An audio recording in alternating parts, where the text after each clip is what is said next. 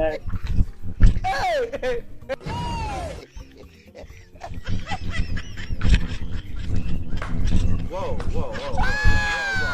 Wewe mjomba.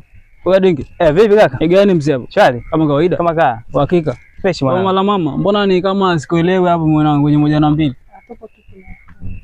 Vipi kwani? Wewe mjomba. Wewe unajua mimi?